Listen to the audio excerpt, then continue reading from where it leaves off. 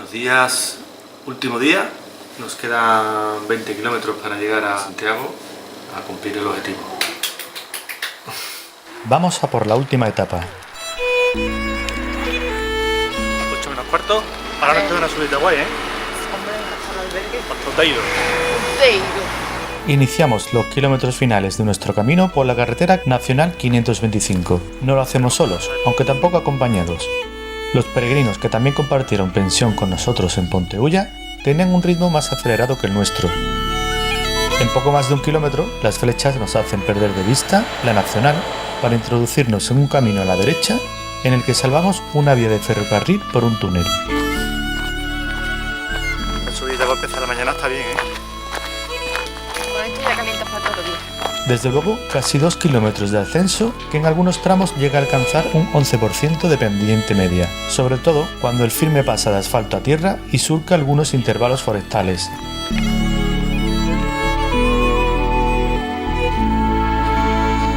Después, cuando la pendiente se estabiliza, el bosque autóctono sustituye a pinos y eucaliptos hasta dar con una carretera vecinal que desembocará en Outeiro.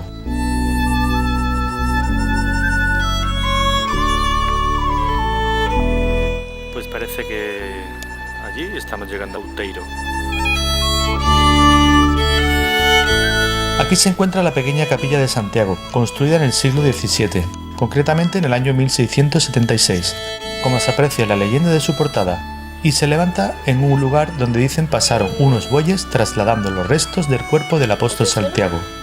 Muy cerca del templo hay una fuente barroca que fue trasladada allí en el año 1724 desde otro lugar. Contiene las tallas de Santiago y sus discípulos Teodoro y Anastasio, además de varias inscripciones contando fábulas de la reina Lupa y el traslado del cuerpo del apóstol.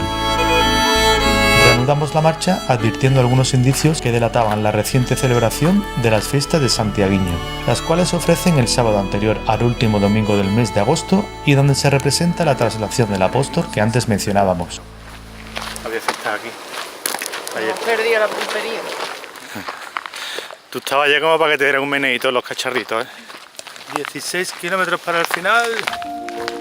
A la salida de Outeiro nos adentramos en el bosque de Vedra, donde especies autóctonas comparten hábitat con los eucaliptos.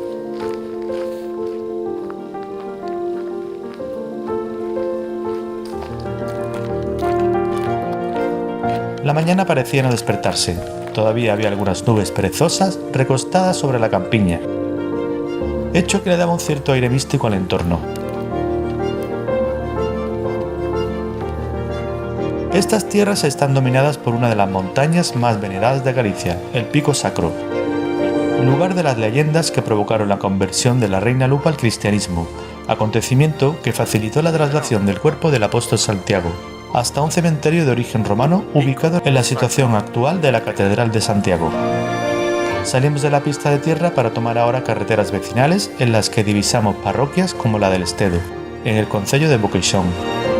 Antes de introducirnos en esta localidad, nos topamos con un crucero en el que tendremos que hacer un giro de 90 grados a la derecha para continuar el trayecto. Por aquí es agradable transitar unos minutos entre pasillos de parras, muy frecuentes en estas fincas residenciales, al igual que la aparición intermitente de las parcelas dominadas por maizales.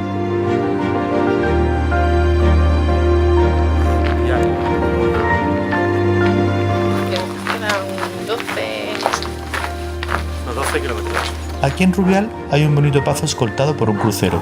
Además, en uno de los muros vemos una leyenda que hace referencia al comentado traslado del apóstol. Detalles que no pasan desapercibidos, aunque hay otros que son más difíciles de advertir.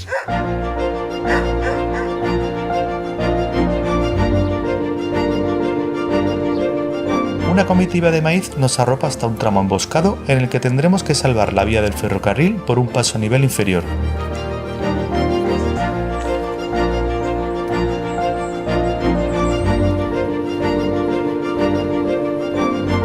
Este carril asfaltado atraviesa después por un pequeño puente el río Saramo.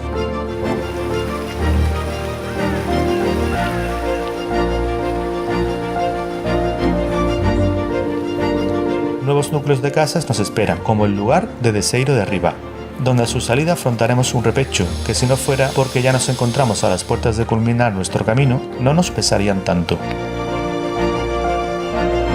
El ascenso finaliza en Agándara, donde la travesía conectará cientos de metros después con la carretera AC 960 hasta el pueblo de Asusana. Estamos cerca de la estación de tren de Asusana. Aquí cruzaremos la Nacional 525 para continuar por una travesía que volverá a la Nacional, pero que salvaremos por debajo de este pequeño túnel. En el lugar de Cañotería de Marrozos afrontamos una corta pero exigente rampa que nos llevará a cruzar el ferrocarril por un paso superior. Venga, otro para arriba.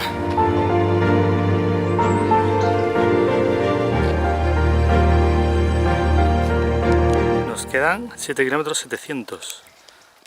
Otro tobogán de bajada y subida nos espera en el siguiente kilómetro antes de llegar al núcleo de Andrei.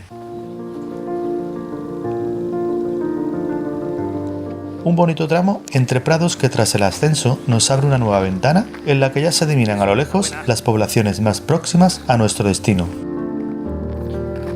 Santiago ya está muy cerca.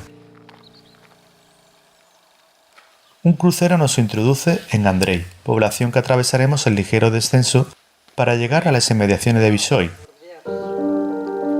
Esto es Visoy. 6 kilómetros quedan.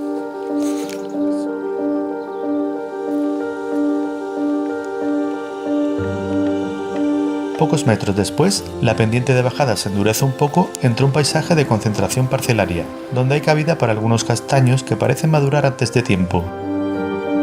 Mira, Ese se te ha caído en la cabeza casi, ¿eh? casi. Pilla ahí una vez.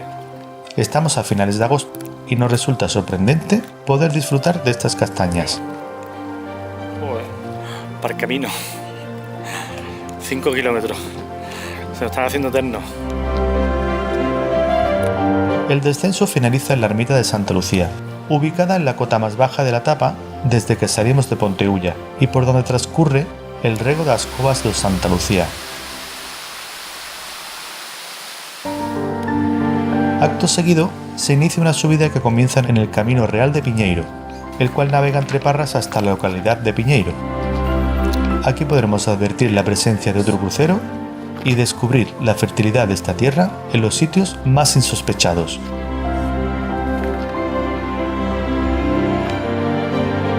El asfalto deja atrás esta población para adentrarse en una pista de tierra, todavía en ascenso, que encarará tramos con una pendiente media del 10%, aunque la peor parte se la lleva la zona afectada por la obra de la AP9, con 100 metros al 15%.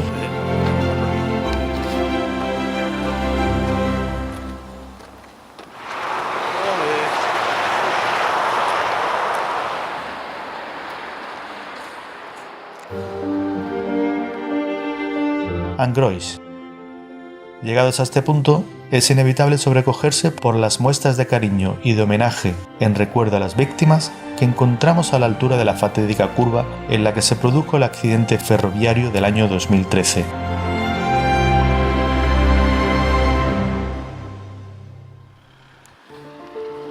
Un sabor amargo que poco a poco vamos endulzando. El final de nuestro camino estaba cerca. Todo acaba, y mientras subimos por el camino real de Angrois, nos damos cuenta de que ya empezamos a echar de menos los cruceros. Oh, ya se empiezan a ver ahí las torres. Desde la empedrada calzada de Sar ya nos saludan las torres de la catedral, de las que parece imposible quitar la vista.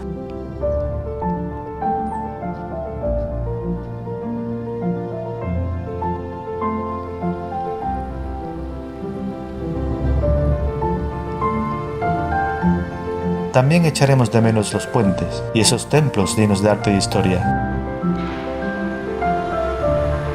Un último esfuerzo en la subida a las rúas de Sar y Castrón Douro y por fin nos plantaremos en el casco histórico de Santiago de Compostela.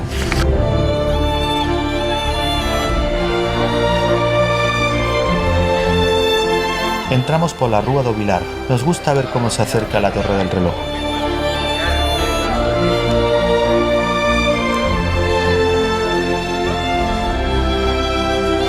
Aquí, estamos otra vez aquí.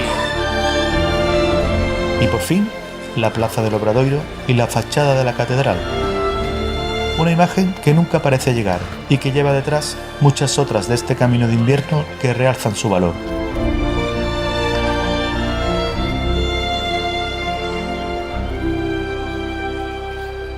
Un camino que ha sido todo un descubrimiento y que cargamos ahora en la mochila de los buenos recuerdos. Una mochila que nunca pesa.